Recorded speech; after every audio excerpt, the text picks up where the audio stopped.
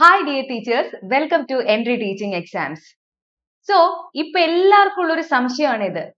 പല എക്സാംസിന്റെയും സിലബസ് മാറിയ syllabus PSC പ്രസിദ്ധീകരിച്ചിട്ടുണ്ട്. പക്ഷേ നമ്മുടെ HSC എക്സാമിന് അല്ലെങ്കിൽ HST മാത്തമാറ്റിക്സ് എക്സാമിന്റെ സിലബസിനെ കുറിച്ച് അല്ലെ അതിന്റെ സിലബസ് ഇനി മാറുമോ അതോ പഴയ സിലബസ് തന്നെ വെച്ച് പഠിച്ചാ മതിയോ എന്നുള്ള ഒരുപാട് സംശയങ്ങളാണ് നമ്മുടെ ഉദ്യോഗാർത്ഥികൾക്കുള്ളത് അല്ലെ അതായത് നിങ്ങൾക്ക് എല്ലാവർക്കും ഉള്ളത്. സോ ഇതുവരേക്കും നമുക്ക് PSC മാറിയൊരു സിലബസ് തന്നിട്ടില്ല. അപ്പോൾ എത്രത്തോളം ഇത് മാറാനുള്ള ഒരു ചാൻസ് ഉണ്ട്, മാറിയാലും ഏത് ലെവൽ വരെ ഇത് മാറാം എന്നുള്ളതൊക്കെയാണ് നമ്മൾ ഈ വീഡിയോയില് പറയാനായിട്ട് ഉദ്ദേശിച്ചിട്ടുള്ളത്. ഓക്കെ, അപ്പോ നിങ്ങൾ എല്ലാവരും പരീക്ഷയ്ക്ക് വേണ്ടിയിട്ടുള്ള തയ്യാറെടുപ്പ് തുടങ്ങിയിട്ടുള്ളവരായിരിക്കും. ആ തയ്യാറെടുപ്പ് ആ രീതിക്ക് തന്നെ അങ്ങനെ പോട്ടെ. നിങ്ങളെ ഒരിക്കലും ഈ സിലബസ് മാറുമ്പോൾ ഞാൻ പഠിച്ചതെല്ലാം വേസ്റ്റ് ആയി പോവോ എന്നുള്ള സംഗതികളൊന്നും നിങ്ങളെ ബാധിക്കേണ്ട ആവശ്യമേ ഇവിടെ വരുന്നില്ല.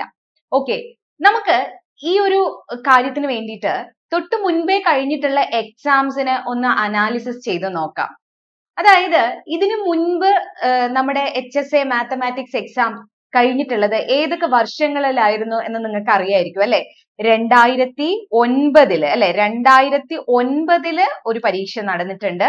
അതിനുശേഷം 2016 പിന്നെ ഏറ്റവും അവസാനം നടന്നത് 2021 അപ്പൊ ഈ 3 വർഷങ്ങളാണ് നമ്മുടെ മുന്നിലുള്ളത്. അപ്പൊ ഈ 3 വർഷങ്ങളിലെ ക്വസ്റ്റ്യൻ പേപ്പർ എടുത്ത് നമ്മൾ പരിശോധിക്കുകയാണെങ്കിൽ നിങ്ങൾക്ക് കൃത്യമായി മനസ്സിലാക്കാൻ പറ്റും. നിങ്ങൾക്ക് 2009 പരീക്ഷയേക്കാൾ കാഠിന്യമേറിയതാണ് 2016 പരീക്ഷ. അതിനേക്കാൾ ടഫാണ് 2021 പരീക്ഷ. അപ്പൊ ഈ 2021 പരീക്ഷയ്ക്ക് തയ്യാറെടുത്തവരൊക്കെ 2016 ക്വസ്റ്റ്യൻ പേപ്പർ ചെയ്ത് നോക്കുമ്പോൾ എങ്ങനെ നോക്കിയാലും ഒരു 50ന് മേലെ മാർക്ക് ഉറപ്പായിട്ട് നമുക്ക് അതിൽ സ്കോർ ചെയ്യാനായിട്ട് പറ്റും അല്ലെ. 60, 70 ആ റേഞ്ചിലൊക്കെ നമുക്ക് മാർക്ക് അവിടെ കിട്ടുമായിരുന്നു. പക്ഷെ അതിന്റെ മുന്നിലുള്ള എക്സാം എടുത്ത് നോക്കിക്കഴിഞ്ഞാൽ അത് ഒരുപാട് പഴയതായി പോയി അല്ലെ. എന്നാൽ 2021 ക്വസ്റ്റ്യൻ പേപ്പർ ആ പരീക്ഷ എഴുതിയ ആൾക്കാർക്ക് അറിയാം എത്രത്തോളം ആ പരീക്ഷ നമ്മളെ സംബന്ധിച്ചിടത്തോളം ടൈറ്റ് ആയിരുന്നു എന്നുള്ളത് അല്ലെ. സോ ഇവിടുന്ന് നമുക്ക് മനസ്സിലാക്കാൻ പറ്റിയ ഒന്നാമത്തെ കാര്യം എന്ന് പറയുന്നത് ക്വസ്റ്റ്യൻസിന്റെ ലെവല് മാറിക്കൊണ്ടിരിക്കുകയാണ്. ക്വസ്റ്റ്യന്റെ കാഠിന്യം കൂടി വരികയാണ്. 2016 അതേ സിലബസ് ആയിരുന്നു എപ്പോഴും ഉണ്ടായിരുന്നത്. 2021 ഉണ്ടായിരുന്നത് ചെറിയ ചേഞ്ചസ് അല്ലാതെ നമുക്ക് മറ്റൊന്നും അവിടെ കാണാനായിട്ട് സാധിക്കുന്നില്ല. സോ നിങ്ങൾ HSA എക്സാം മാത്രമല്ല കേരള PSC നടത്തുന്ന മറ്റെല്ലാ എക്സാമുകളും പരിശോധിക്കുകയാണെങ്കിൽ ഒരു 2020 ശേഷം ഇങ്ങോട്ട് ഇപ്പൊ 2025 എത്തി നിൽക്കുമ്പോൾ എല്ലാ പരീക്ഷയ്ക്കും നല്ല രീതിക്ക് തന്നെ വ്യത്യാസം വന്നിട്ടുണ്ട്. ക്വസ്റ്റ്യൻസിന്റെ പാറ്റേണിലും ക്വസ്റ്റ്യൻ ചോദിക്കുന്ന ഉറവിടത്തിലും ഒക്കെ നല്ല മാറ്റം വന്നിട്ടുണ്ട്.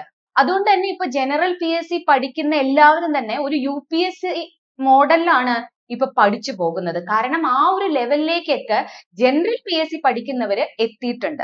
അപ്പോൾ അതുപോലൊരു മാറ്റം തന്നെ നമ്മളുടെ എക്സാമിനും നമ്മൾ പ്രതീക്ഷിക്കേണ്ടതാണ്. ഓക്കെ, ഓരോ വർഷം കഴിയുന്തോറും പരീക്ഷയുടെ കാഠിന്യം കൂടി വരുന്നുണ്ട് എന്നാണ് നമ്മൾ മനസ്സിലാക്കേണ്ടിയിരിക്കുന്നത്. സോ ഇപ്പൊ ഈ സിലബസിന്റെ കാര്യം എടുത്തു നോക്കുമ്പോൾ ഈ തൊട്ടടുത്ത് അല്ലെ 2024 ഈ HST മാത്തമാറ്റിക്സിന്റെ തന്നെ NCA എക്സാം കഴിഞ്ഞിട്ടുണ്ടായിരുന്നു. അത് Kannada medium, Tamil medium, Malayalam medium എല്ലാം കഴിഞ്ഞിട്ടുണ്ടായിരുന്നു. അതുപോലെ തന്നെയാണ് ബൈ ട്രാൻസ്ഫർ അല്ലെ, ഈ ബൈ ട്രാൻസ്ഫറിന്റെ പരീക്ഷയും കഴിഞ്ഞിട്ടുണ്ടായിരുന്നു. ഈ പരീക്ഷകളൊക്കെ എടുത്തു നോക്കിക്കഴിഞ്ഞു കഴിഞ്ഞാൽ ഇതിനെല്ലാത്തിനും ഉപയോഗിച്ചിരിക്കുന്നത് നമ്മൾ ഇപ്പൊ നോക്കിക്കൊണ്ടിരിക്കുന്ന ആ ഒരു HST മാത്തമാറ്റിക്സ് സിലബസ് തന്നെയാണ്. സോ അവിടെ ഒന്നും എന്ത് വന്നിട്ടില്ല, സിലബസിൽ ചേഞ്ച് കൊടുത്തിട്ടില്ല. ഓക്കെ, അപ്പോ ഈ ഒരു പരീക്ഷയ്ക്കും ചേഞ്ച് ഇല്ലാതെ തന്നെ പോകും എന്ന് തന്നെ ആണ് നമ്മൾ പ്രതീക്ഷിക്കുന്നത്. ഇനി അഥവാ ചേഞ്ച് വന്നാലും തന്നെ അത് വലിയ രീതിക്ക് ഇപ്പോഴുള്ള സിലബസിനെ ബാധിക്കുമെന്ന് തോന്നുന്നില്ല. ഏതെങ്കിലും ഒക്കെ ടോപ്പിക് ചിലപ്പോൾ ആഡ് ആയി വരികയോ അല്ലെങ്കിൽ മാറിപ്പോകാനുള്ള ചാൻസ് കുറവാണ്. ഏതെങ്കിലും ഒക്കെ ആഡ് ആയി വരാനേ സാധ്യതയുള്ളൂ. ഓക്കെ, അപ്പൊ നിങ്ങൾ എന്ത് ചെയ്യുക, ഇപ്പൊ കയ്യിലുള്ള സിലബസ് കറക്റ്റ് ആയിട്ട് തന്നെ നോക്കി പഠിച്ചു പോവുക. അപ്പൊ നമ്മള് സിലബസ് നിങ്ങളിപ്പോ പല വീഡിയോസിൽ നമ്മൾ സിലബസ് ഡിസ്കഷൻ കണ്ടിട്ടുണ്ടാവും. നിങ്ങൾ തന്നെ പ്രിന്റ് ഔട്ട് എടുത്ത് വെച്ചിട്ടുണ്ടാവും അല്ലെ. നിങ്ങൾക്ക് എല്ലാവർക്കും ചിലപ്പോൾ ഈ സിലബസ് കാണാപ്പാഠം അറിയായിരിക്കും. അപ്പൊ ഞാൻ വീണ്ടും ആ സിലബസ് ഒന്നും നിങ്ങൾക്ക് വീണ്ടും നിങ്ങളുടെ മുന്നിൽ ഞാൻ ഡിസ്പ്ലേ ചെയ്യുന്നില്ല. പക്ഷേ എനിക്കൊരു കാര്യം പറയാനുള്ളത് എന്താന്ന് വെച്ച് കഴിഞ്ഞാൽ നമ്മുടെ സിലബസ് ഒന്ന് അനാലിസിസ് ചെയ്ത് നോക്കി കഴിഞ്ഞു കഴിഞ്ഞാൽ നമുക്ക് ഇവിടെ ചില കോമൺ തിങ്സ് കാണാനായിട്ട് പറ്റും. അപ്പോ നമുക്ക് ആദ്യം ഈ പാർട്ട് 1ലേക്ക് ഒന്ന് വരാം. ഈ പാർട്ട് 1ലേക്ക് വരുന്ന സമയത്ത് ഇവിടെ മൊഡ്യൂൾ 1 മൊഡ്യൂൾ 2 ആയിട്ട് പറയുന്നത് നമ്മുടെ ജനറൽ പാർട്ടാണ് അല്ലെ. റിനൈസൻസ് ആൻഡ് ഫ്രീഡം മൂവ്മെന്റും അതുപോലെ ജനറൽ നോളേജ് ആൻഡ് കറന്റ് അഫയേഴ്സും ആണ്. അപ്പൊ ഈ ഒരു ഭാഗത്തു നിന്നൊക്കെ നിങ്ങൾ എന്ത് പ്രതീക്ഷിക്കണം? മാറ്റങ്ങൾ പ്രതീക്ഷിക്കണം. തൊട്ടു മുൻപേ ഞാൻ പറഞ്ഞിരുന്നു ജനറൽ PSC ഒക്കെ ഇപ്പൊ ഒരു UPSC ലെവലിലേക്കാണ് ക്വസ്റ്റ്യൻസ് ചോദിച്ചുകൊണ്ടിരിക്കുന്നത്. അതുകൊണ്ട് തന്നെ ഈ ഒരു പാർട്ട് നമുക്ക് ജനറൽ PSCക്കൊക്കെ വരുന്നത് തന്നെയാണ്. അപ്പോ പണ്ട് നമ്മൾ എഴുതിയിരിക്കുന്നത് പോലെ ഒരു ചോദ്യം ABCD ഉത്തരം അത് മാറി അല്ലെ. അപ്പോ അത് മാറിയിട്ട് ഇപ്പോ പല സ്റ്റേറ്റ്മെന്റുകള് ആ ഒരു ലെവലിലാണ് ഇപ്പൊ പോയിക്കൊണ്ടിരിക്കുന്നത്. സോ ആ രീതിക്ക് തന്നെ നമ്മൾ ഈ ഒരു ഭാഗം കാണേണ്ടതുണ്ട്. അതുപോലെ കറന്റ് അഫയേഴ്സ് ആണെങ്കിലും GK ആണെങ്കിലും നമ്മൾ നല്ല ഡെപ്തിൽ തന്നെ പഠിക്കേണ്ടതാണ്. പാർട്ട് 1നെ സംബന്ധിച്ചിടത്തോളം ഇതാണ് കാര്യം വരുന്നത്. അതും പറഞ്ഞിട്ട് നമ്മൾ ഇത് മാത്രം ഒരുപാട് സമയം പഠിച്ച് അത് ഒരുപാട് നേരം അതിനു വേണ്ടി സ്പെൻഡ് ചെയ്യണം എന്നല്ല ഞാൻ പറഞ്ഞത്. അതായത് ഈ ഒരു ഭാഗത്തിൽ നിന്നൊക്കെ നമ്മൾ ഒരു മാറ്റം പ്രതീക്ഷിക്കണം കഴിഞ്ഞ എക്സാമിനെ അപേക്ഷിച്ച്. ഓക്കെ, അതാണ് ഞാൻ ഇവിടെ പറഞ്ഞു വന്നത്. അതുപോലെ തന്നെ പാർട്ട് 2 എടുക്കുകയാണെങ്കിൽ നമ്മുടെ മെത്തഡോളജി ഓഫ് ടീച്ചിങ് അല്ലെ. ഈ മെത്തഡോളജി ഓഫ് ടീച്ചിങ് സബ്ജക്റ്റിൽ നമുക്ക് മാക്സിമം ഇവിടെ നമ്മൾ കുറെ PYQസും അല്ലെങ്കിൽ ഈ ലെവലിൽ ചോദിക്കാറുണ്ട്. ഇപ്പൊ LP UPക്ക് ആണെങ്കിലും നമുക്ക് ഈ ഒരു ഭാഗത്ത് നിന്നൊക്കെ ഒരുപാട് ചോദ്യങ്ങൾ വരാറുണ്ട്. അതുപോലെ തന്നെ KTET, സെറ്റ് തുടങ്ങിയ പരീക്ഷകളിലൊക്കെ ഈ ഒരു ഭാഗം നമുക്ക് എപ്പോഴും ഉള്ളതാണ്. അപ്പോ ആ റഫറൻസ് വെച്ചിട്ട് തന്നെ നമുക്ക് ഈ മെത്തഡോളജി പാർട്ടും പഠിച്ചു പോകാവുന്നതേ ഉള്ളൂ. അവിടെ നിന്ന് നമ്മൾ ഇതിപ്പോ കണ്ടന്റ് വൈസ് കംപ്ലീറ്റ് ആയിട്ട് നമ്മൾ പഠിക്കുന്നില്ല അല്ലെ. നമ്മൾ കുറെയൊക്കെ എന്താണ് ക്വസ്റ്റ്യൻ ഓറിയന്റഡ് ആയിട്ടാണ് നമ്മൾ ഈ ഒരു പാർട്ട് പഠിച്ചു പോകുന്നത്. അത് ആ രീതിക്ക് തന്നെ പഠിക്കുക. അതുപോലെ ഓരോ സെന്റൻസുകളും കൃത്യമായി മനസ്സിലാക്കി പഠിക്കുക. ഈ പാർട്ടിൽ നിന്നൊക്കെ നമ്മൾ എന്ത് പ്രതീക്ഷിക്കണം? Statement questions പ്രതീക്ഷിക്കണം. അപ്പൊ ഈ ഭാഗത്ത് നിന്നൊക്കെ ഇപ്പം പല പല എന്താണ് എഡ്യൂക്കേഷണൽ സൈക്കോളജിസ്റ്റുകൾ പറഞ്ഞ വാക്കുകൾ അങ്ങനെയുള്ള ഒരുപാട് കാര്യങ്ങളുണ്ട്. അതൊക്കെ ഈ സ്റ്റേറ്റ്മെന്റ് രൂപത്തിൽ ചോദിക്കാൻ സാധ്യതയുള്ള ചോദ്യങ്ങളാണ്. അതെല്ലാം പിന്നെ വിവിധ ഘട്ടങ്ങളായിട്ട് ഒരുപാട് കാര്യങ്ങൾ പറയുന്നുണ്ട് അല്ലെ. ആ ഘട്ടങ്ങളൊക്കെ നമുക്ക് 3 എണ്ണം ശരി, 1ഉം 2ഉം ശരി എന്നുള്ള രീതിയിലൊക്കെ ചോദിക്കുന്നതാണ്. അപ്പൊ അതെല്ലാം നമ്മൾ കൃത്യമായി പഠിച്ചിരിക്കണം. പിന്നീട് നമ്മുടെ പാർട്ടിലേക്ക് വരുവാണെങ്കിൽ പാർട്ട് 3 ഞാൻ മുഴുവൻ എന്താണ് സിലബസ് ഒന്നും ഇവിടെ ഇട്ടിട്ടില്ല. ജസ്റ്റ് ഞാൻ നിങ്ങളുടെ ഞാൻ ഇവിടെ മുഴുവൻ സിലബസ് ഒന്നും കാണിക്കുന്നില്ല. 1ഓ 2ഓ മൊഡ്യൂൾസ് മാത്രമാണ് ഇവിടെ കാണിക്കുന്നത്. എന്തെന്ന് വെച്ച് കഴിഞ്ഞാല് നമുക്കിവിടെ ബേസിക് ആയിട്ട് പഠിക്കാനുള്ളത് +1 +2 ടെക്സ്റ്റ് ബുക്ക് ആണെന്ന് നിങ്ങൾക്ക് എല്ലാവർക്കും അറിയാവുന്ന കാര്യമാണ് അല്ലെ. +1 +2 ടെക്സ്റ്റ് ബുക്ക് കംപ്ലീറ്റ് ചെയ്തിരിക്കണം NCERT-യുടേത് അല്ലെ. അപ്പൊ ഇവിടെ മൊഡ്യൂൾ 1ല് എലമെന്ററി സെറ്റ് തിയറി പറയുന്നുണ്ട്, റിലേഷൻ, പാർഷ്യൽ ഓർഡർ, ഇക്വാലൻസ് അങ്ങനെ ഒരുപാട് കാര്യങ്ങൾ പറയുന്നുണ്ട്. പിന്നീട് പെർമ്യൂട്ടേഷൻ ആൻഡ് കോമ്പിനേഷൻ നിങ്ങൾക്ക് ഇവിടെ കാണാനായിട്ട് കഴിയും. Permutation and combination. ദെൻ വരുന്നത് ട്രിഗ്നോമെട്രിക് ഫംഗ്ഷൻ ആണ്, ജോമെട്രിയും സോളിഡ്സും. ഇതിൽ ജോമെട്രിയും സോളിഡ്സും നമുക്ക് SCERT-യിലേക്ക് മാറ്റി വെച്ച് കഴിഞ്ഞാൽ ബാക്കിയുള്ള 3 പോർഷനും വരുന്നത് എവിടെ നിന്നാണ്? +1 +2 ടെക്സ്റ്റ് ബുക്കിൽ നിന്നല്ലേ. നിങ്ങൾ ജസ്റ്റ് നോക്കൂ, ഇത് ഗണങ്ങൾ എന്ന് പറയുന്ന ചാപ്റ്റർ ആണ് നമ്മുടെ +1 ടെക്സ്റ്റ് ബുക്കിലെ. ഗണങ്ങൾ മുഴുവൻ നമ്മൾ പഠിച്ചിരിക്കണം നമ്മുടെ മൊഡ്യൂൾ 1ന് വേണ്ടി. ബന്ധങ്ങളും ഏകതകളും നമ്മൾ നിർബന്ധമായി പഠിച്ചിരിക്കണം നമ്മുടെ മൊഡ്യൂൾ 1ന് വേണ്ടി. അതുപോലെ തന്നെയാണ് ട്രിഗ്നോമെട്രി വരുന്നത്. ട്രിഗ്നോമെട്രിയില് ഈ ത്രികോണമിതീയ ഏകതങ്ങൾ എന്ന് പറയുന്ന ഭാഗം നമ്മൾ പഠിക്കേണ്ടതാണ്. അതുപോലെ പെർമ്യൂട്ടേഷൻ കോമ്പിനേഷൻ 7ാമത്തെ അധ്യായം ക്രമീകരണവും തെരഞ്ഞെടുക്കലും എവിടെ വരുന്നതാണ്? ഹയർ സെക്കൻഡറി പോർഷൻ തന്നെയാണ് അല്ലെ. ഇനി ഇത് തന്നെ +2ന്റെ പോർഷനിലുണ്ട്. ക്ലാസ് 12 യൂണിറ്റ് 1 and 2 എന്താ പറയുന്നത്? ബന്ധങ്ങളും ഏകതകളും തന്നെയാണ്. അവിടെയും നമുക്ക് ഈ +1ന്റെ കണ്ടിന്യൂവേഷൻ ആയിട്ട് തന്നെയാണ് വരുന്നത് അല്ലെ. അപ്പൊ നിങ്ങൾക്ക് ഒരു കാര്യം മനസ്സിലായി, മൊഡ്യൂൾ 1 എന്ന് പറയുന്നത് ഹയർ സെക്കൻഡറി ടെക്സ്റ്റ് ബുക്ക് ആണ്. ഹയർ സെക്കൻഡറി ടെക്സ്റ്റ് ബുക്ക് അപ്പൊ നിർബന്ധമായി നമ്മൾ എന്ത് ചെയ്യണം? പഠിച്ചിരിക്കേണ്ടതാണ്. ഇനി മൊഡ്യൂൾ 2ലേക്ക് പോയാലും ഇവിടെ theory of numbers, number theory നമുക്ക് കുറച്ച് എന്താണ് നമ്മുടെ ഡിവിഷൻ അൽഗോരിതവും അതുപോലെ തന്നെ നമ്മുടെ ചൈനീസ് റിമൈൻഡർ തിയറം തുടങ്ങിയ ടോപ്പിക് ഒക്കെ നമുക്ക് നമ്പർ തിയറി ഡിഗ്രിക്ക് പഠിക്കാനുള്ള ടോപ്പിക് ആണ്. അത് ആ രീതിക്ക് തന്നെ ആ പാർട്ട് ഈ സിലബസ് എടുത്ത് പഠിക്കേണ്ട ആവശ്യമുള്ളൂ. ഇവിടെ ഒന്നും വലിയ മാറ്റം വരുമെന്ന് നമ്മൾ പ്രതീക്ഷിക്കുന്നില്ല. എന്നാൽ ഇതിന്റെ സെക്കൻഡ് പാർട്ടിലേക്ക് പോയി കഴിഞ്ഞാൽ മെട്രിക്സ് ആണ് അല്ലെ. ഈ മെട്രിസസിൽ നിങ്ങൾക്കറിയാം നമുക്ക് എവിടെയുണ്ട്? പ്ലസ് ടു ടെക്സ്റ്റ് ബുക്കിനകത്തുണ്ട് അല്ലെ. മെട്രിക്സുകളും ഡിറ്റർമിനന്റുകളും പ്ലസ് ടു ടെക്സ്റ്റിലുള്ളതാണ്. സോ നമുക്ക് ആ ഭാഗം പഠിക്കണ്ടേ, വേണം.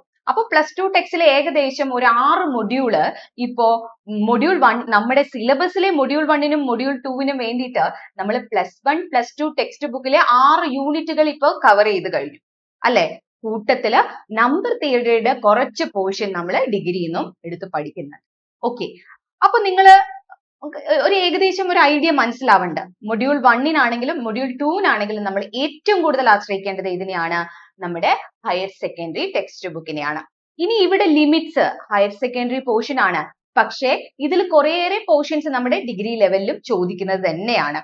പിന്നീട് നമ്മൾ ഇങ്ങോട്ട് വന്നു കഴിഞ്ഞാൽ ഇന്റഗ്രേഷൻ, അതുപോലെ അപ്ലിക്കേഷൻ ഓഫ് ഇന്റഗ്രേഷൻ +2നുള്ളതാണ്. പിന്നെ കോണിക് സെക്ഷൻ +2ന് പഠിക്കുന്നതാണ്. ഇതെല്ലാം +2 ടെക്സ്റ്റ് ബുക്കിലുള്ളതാണ്. ഓക്കെ, അതുപോലെ അടുത്ത യൂണിറ്റിലേക്ക് വന്നു കഴിഞ്ഞാൽ ഇവിടെ നമുക്ക് സീക്വൻസ് ആൻഡ് സീരീസില് കൺവേർജൻസ് ഡൈവേർജൻസ് പറയുന്നതൊക്കെ നമുക്ക് കുറച്ച് ഹയർ ലെവലാണ്, ഡിഗ്രി ലെവൽ ടോപ്പിക്സ് ആണ്. അതുപോലെ തന്നെ നമ്മുടെ ഈ ഒരു റിയൽ അനാലിസിസിന്റെ പോർഷൻ ആണ് ഇവിടെയൊക്കെ വരുന്നത്. ഇതെല്ലാം നമുക്ക് എന്താണ്, ഡിഗ്രി ലെവലായിട്ട് പഠിക്കാനുള്ള കാര്യങ്ങളാണ് ഇവിടെ വരുന്നത്. അതിൽ നമുക്ക് ഇപ്പൊ കോംപ്ലക്സ് നമ്പർ ഒക്കെ ആയി കഴിഞ്ഞാൽ അതിൽ കുറെ കാര്യങ്ങൾ നമ്മുടെ +1 ടെക്സ്റ്റ് ബുക്കിലെ ബേസിക് അല്ലെ, +1 +2 ടെക്സ്റ്റ് ബുക്കിലെ ബേസിക് തന്നെയാണ് വേണ്ടത്. പക്ഷെ ഇവിടെ കുറച്ചധികം തന്നെ എവിടേക്ക് വരുന്നുണ്ട്, ഡിഗ്രി ലെവലിലേക്ക് കയറി വരുന്നുണ്ട്. ഇനി ഇവിടെ എന്തെങ്കിലും മാറ്റം വരികയാണെങ്കിൽ എന്താണ്, നമ്മൾ കുറച്ചധികം തന്നെ പഠിക്കേണ്ടിയിരിക്കുന്നു. ഇവിടെ ഏതെങ്കിലും മാറ്റം ഒരു പക്ഷേ ഇവിടുന്ന് വല്ലതും എടുത്തു കളയാനോ അല്ലെങ്കിൽ ഇവിടെ എന്തെങ്കിലും കൂട്ടിച്ചേർക്കാവുന്നതേ ഉള്ളൂ. അതൊക്കെ നമ്മൾ ആ ഒരു ഹയർ ലെവലിൽ തന്നെ നോക്കി പോകേണ്ടതുമാണ്. ഓക്കെ, കൺവേർജൻസും ഈ ഡൈവേർജൻസ് ഒക്കെ വരുന്ന ഭാഗം. അത് കഴിഞ്ഞ് നമ്മൾ പോവുകയാണെങ്കിൽ മൊഡ്യൂൾ 5ഉം ഇതുപോലെയാണ്, വെക്ടർ ആൾജിബ്രയാണ് വരുന്നത്. വെക്ടേഴ്സ് എന്താ, +1 +2ലുള്ള ടോപ്പിക് തന്നെയാണ്. നിങ്ങൾ എടുത്തു നോക്കിയാൽ നിങ്ങൾക്ക് കാണാനായിട്ട് പറ്റും +1 +2 ടെക്സ്റ്റ് ബുക്കിനകത്ത് വെക്ടർ ആൾജിബ്ര ഉള്ളത് അല്ലെ. അതിൽ നമുക്ക് കുറച്ചും കൂടെ ഈ 3Dയുടെ ഒക്കെ കുറച്ച് ഇക്വേഷൻസ് കുറച്ച് അധികമായിട്ട് നമ്മൾ പഠിക്കേണ്ടതുണ്ട്. സോ നിങ്ങൾക്ക് ഇപ്പൊ എന്ത് മനസ്സിലായി, നിർബന്ധമായും പഠിക്കേണ്ട കാര്യമാണ് NCERT ടെക്സ്റ്റ് ബുക്ക് എന്ന് പറയുന്നത് അല്ലെ. NCERT നമ്മൾ ഷുവർ ആയിട്ട് പഠിച്ചിരിക്കണം. അപ്പോ ഈ ഒരു കണ്ടന്റ് ആണ് ഏറ്റവും കൂടുതൽ വരുന്നത്. ഇപ്പൊ നമ്മൾ മൊഡ്യൂൾ 5 വരെ എത്തിയിട്ടുള്ളൂ. ഈ മൊഡ്യൂൾ 5 വരെ എടുത്തു നോക്കുമ്പോൾ അതിലെ ഒരു 75% ഓഫ് ടോപ്പിക് എവിടെ നിന്നാണ്, ഹയർ സെക്കൻഡറി ടെക്സ്റ്റ് ബുക്കിൽ നിന്നാണ്. അപ്പോ നിർബന്ധമായി പഠിക്കുക NCERT ടെക്സ്റ്റ് ബുക്ക്. ഈ NCERT ടെക്സ്റ്റ് ബുക്കിനകത്ത് ഇപ്പൊ നമ്മുടെ സിലബസിൽ പറഞ്ഞ പോർഷൻ മാത്രം എടുത്ത് പഠിക്കുന്നതിനേക്കാൾ നല്ലത് ആ ടെക്സ്റ്റ് ബുക്ക് കംപ്ലീറ്റ് ചെയ്യുക എന്നുള്ളതാണ്. അവിടുന്ന് എവിടെ ക്വസ്റ്റ്യൻ വന്നാലും നമ്മൾ അത് ആൻസർ ചെയ്യാൻ നമ്മൾ പ്രാപ്തരായിരിക്കണം. ഓക്കെ, അപ്പൊ പിന്നെ ഏറെ ഈ സിലബസ് ചേഞ്ച് നമ്മൾ എന്ത് ചെയ്യില്ല, ബാധിക്കില്ല. മനസ്സിലായില്ലേ? ഇനി നമ്മൾ അങ്ങോട്ട് വരുവാണെങ്കിൽ നമ്മുടെ മൊഡ്യൂൾ 6, 7, 8 ഈ ഭാഗം വരുന്നത് എന്താണ്, സ്റ്റാറ്റിസ്റ്റിക്സ് ആണ്. അപ്പൊ നമ്മുടെ ടെക്സ്റ്റ് ബുക്കിനകത്ത് last chapters probability, conditional probability ഒക്കെ വരുന്ന ഭാഗത്തൊക്കെ നമുക്ക് ഈ സിലബസിൽ പറഞ്ഞിട്ടുള്ള സ്റ്റാറ്റിസ്റ്റിക്സ് തന്നെയാണ് ചോദിക്കുന്നത്. പക്ഷെ അത് കൂടാതെ നിങ്ങൾ ശ്രദ്ധിക്കേണ്ട കാര്യം +1 +2ന്റെ സ്റ്റാറ്റിസ്റ്റിക്സിന്റെ ടെക്സ്റ്റ് ബുക്ക് ഉണ്ട്. നിങ്ങൾക്ക് സമഗ്രയിൽ ചെന്നാൽ Malayalam medium text book download ചെയ്യാൻ പറ്റും. ഇത് +1 +2 സ്റ്റുഡൻസ് സ്റ്റാറ്റിസ്റ്റിക്സ്, മാത്തമാറ്റിക്സിന് പകരം സ്റ്റാറ്റിസ്റ്റിക്സ് പഠിക്കുന്ന കുട്ടികളുടെ ടെക്സ്റ്റ് ബുക്കാണിത്. ഇതിനകത്ത് അതുപോലെ കൊമേഴ്സിലെ അല്ലെ, +2 കൊമേഴ്സ് വിദ്യാർത്ഥികൾക്കും ഈ ഒരു സ്റ്റാറ്റിസ്റ്റിക്സ് ടെക്സ്റ്റ് ബുക്ക് ഉള്ളതാണ്. അവിടെ എന്താണ്, അവിടെ നോക്കൂ, ഈ പറഞ്ഞിരിക്കുന്ന സിലബസ് ഇത് 10 മൊഡ്യൂൾ ആണ് +1ന്റെ. എഗെയിൻ ഇവിടെ നമുക്ക് 13 മൊഡ്യൂൾ എങ്ങാണ്ട് വരുന്നുണ്ട്. അതിൽ 11 യൂണിറ്റുകളും നമുക്ക് +2ന്റെ ടെക്സ്റ്റ് ബുക്കിൽ ഉള്ളത് നമ്മുടെ സിലബസ് ബേസ്ഡ് ആണ്. പക്ക ഈ സിലബസ് ബേസ്ഡ് ആണ് നമ്മുടെ മൊഡ്യൂൾ 6, 7, 8 പോകുന്നത്. അപ്പൊ എന്ത് ചെയ്യുക, ഈ ടെക്സ്റ്റ് ബുക്കിലെ ഈ +2നകത്ത് 12ഉം 13ഉം ലെസൺ ഒഴിച്ച് ബാക്കി 1 മുതൽ 11 വരെയുള്ള ചാപ്റ്റേഴ്സ് +2ന്റെയും 1 മുതൽ 10 വരെയുള്ള ചാപ്റ്റേഴ്സ് നമ്മൾ +1ന്റെയും പഠിച്ചു കഴിഞ്ഞാൽ സ്റ്റാറ്റിസ്റ്റിക്സിന്റെ 90% പോർഷൻ നിങ്ങൾ കംപ്ലീറ്റ് ചെയ്ത് കഴിഞ്ഞു എന്നുള്ളതാണ്. ഓക്കെ, അപ്പൊ ഇത്രയും പഠിച്ചു കഴിഞ്ഞു കഴിഞ്ഞാൽ നമ്മൾ ഏകദേശം സിലബസ് കവർ ചെയ്തു എന്ന് തന്നെ പറയാം. പിന്നെയുള്ള നമ്പർ തിയറിയുടെയും റിയൽ അനാലിസിസിന്റെയും കോംപ്ലക്സ് അനാലിസിസിന്റെയും ഒക്കെ പോർഷൻ ആണ് അവിടെ കിടക്കുന്നത്. പിന്നെ നമുക്ക് SCERT പോകേണ്ടത് നമ്മുടെ സോളിഡ്സും അതുപോലെ തന്നെ ആ ഒരു ഏരിയ ആണ്. ഓക്കെ, സോളിഡ്സ് ഒക്കെ വരുന്ന ആ ഒരു ഏരിയ, വോളിയം, പെരിമീറ്റർ ഒക്കെ കാണാൻ ഉള്ള ആ ഒരു ഏരിയയും കൂടെയാണ്. അപ്പൊ അവിടെയും കൂടെ പഠിച്ചു കഴിഞ്ഞാൽ നമ്മളുടെ പഴയ സിലബസ് ആക്ച്വലി കംപ്ലീറ്റ് ആണ്. ഓക്കെ, അപ്പോ ആധാരമാക്കി പഠിക്കേണ്ടത് എന്ത് തന്നെയാണ്? NCERT സിലബസ് തന്നെയാണ്. അവിടുന്ന് ഇനി സിലബസ് ചേഞ്ച് ആയാലും നിങ്ങൾ മാക്സിമം പോർഷൻ കവർ ചെയ്യും. അപ്പൊ ഇനിയിപ്പോ സിലബസ് ചേഞ്ചിനെ കുറിച്ച് നമ്മൾ ടെൻഷൻ ആവേണ്ട ആവശ്യമുണ്ടോ? വാസ്റ്റ് ഏരിയ ആണ്, ഒരുപാട് പഠിക്കാനുണ്ട്. പക്ഷെ നന്നായിട്ട് തന്നെ ടൈം യൂട്ടിലൈസ് ചെയ്ത് നന്നായിട്ട് തന്നെ ഒരു OMR എക്സാമിനെ, ഒരു PSC എക്സാമിനെ സമീപിക്കേണ്ട രീതിയിലാണ് നിങ്ങൾ ഇതെല്ലാം പഠിച്ചു പോകുന്നതെങ്കിൽ നിങ്ങൾക്ക് അടിപൊളിയായിട്ട് മാർക്ക് സ്കോർ ചെയ്യാവുന്നതേ ഉള്ളൂ. അപ്പൊ ഇനി ഇത്തരത്തിലുള്ള കാര്യങ്ങൾ ഓർത്ത് നിങ്ങൾ ഒരിക്കലും ടെൻഷൻ അടിക്കേണ്ട. സിലബസ് മാറിയാലും ഞാൻ പഠിച്ചിട്ടുണ്ട്, എന്നെ കൊണ്ട് പറ്റും എന്നുള്ള കോൺഫിഡൻസ് കൂടി തന്നെ നിങ്ങൾ മുന്നോട്ട് പോവുക. ഓക്കെ, നല്ലൊരു സ്ട്രാറ്റജി ഉപയോഗിക്കുക, കറക്റ്റ് ആയിട്ട് ടൈം ടേബിൾ സെറ്റ് ചെയ്യുക, കറക്റ്റ് ആയിട്ട് മൊഡ്യൂൾസിനെ ഓരോ പാർട്ടാക്കി ഡിവൈഡ് ചെയ്ത് നോട്ട് പ്രിപ്പയർ ചെയ്ത് മാക്സിമം NCERTയുടെ എക്സസൈസ് പ്രോബ്ലംസ് സോൾവ് ചെയ്യുക. അപ്പൊ തന്നെ ഒരുപാട് ഐഡിയ നമുക്ക് കിട്ടും. ദെൻ എക്സ്ട്രാ വേണ്ടി നമുക്ക് ഒരു എൻട്രൻസ് ലെവലിലേക്കുള്ള കുറച്ച് ക്വസ്റ്റ്യൻസ് ഒക്കെ നോക്കി കഴിഞ്ഞു കഴിഞ്ഞാൽ ഇവിടെ സിമ്പിൾ ആയിട്ട് തന്നെ നമുക്ക് നല്ലൊരു മാർക്ക് നേടിയെടുക്കാനായിട്ട് പറ്റും.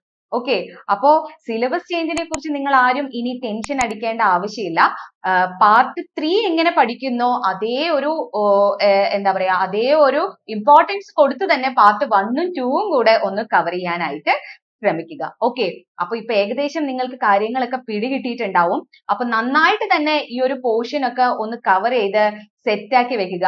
ഇത്തവണ വരുന്ന HSA എക്സാമില് ഏറ്റവും മുന്നിലുള്ള റാങ്കുകളെല്ലാം നിങ്ങളുടേതാകും തീർച്ചയായിട്ടും. ഓക്കെ, അപ്പൊ നമുക്ക് നെക്സ്റ്റ് മറ്റൊരു വീഡിയോയിൽ വീണ്ടും കാണാം. എല്ലാവർക്കും താങ്ക് യു സോ മച്ച്.